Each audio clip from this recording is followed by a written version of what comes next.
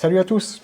Un petit unboxing rapide aujourd'hui d'une montre qui est de retour de service, un service qui s'apparente un peu à un périple, étant donné que cette montre, j'ai dû l'envoyer en Thaïlande.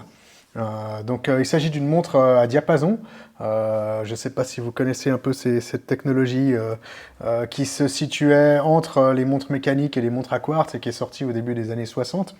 Et des montres qui sont donc très intéressantes et qui aujourd'hui nécessitent des services comme des montres mécaniques. Et il n'y a pas beaucoup de gens qui font des services aujourd'hui sur ces montres. Donc laissez-moi déballer la montre et je vous en explique un petit peu plus juste après.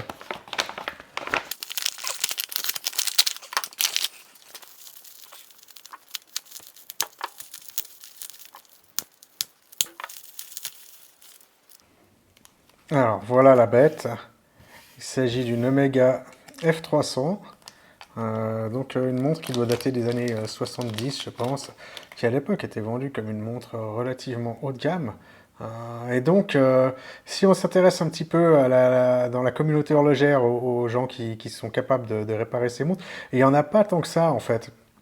Et il y a, entre autres, il y a deux personnes qui sont régulièrement recommandées.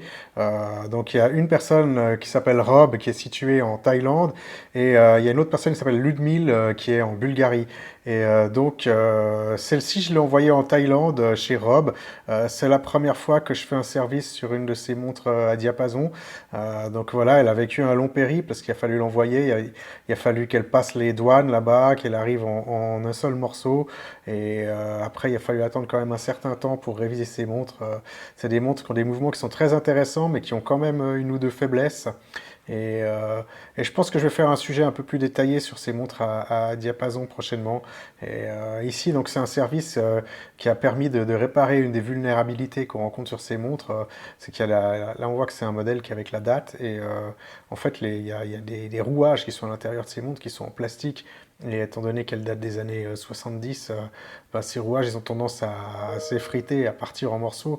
Et ici, l'avantage du service que Rob m'a fait en Thaïlande sur cette montre, c'est que ces rouages ils sont remplacés par des rouages en acier. Normalement, je ne rencontrerai plus jamais de problème avec cette montre au niveau de la date. Une réjouissance pour moi. Voilà, je vous remercie de m'avoir suivi et je vous dis à bientôt. Ciao!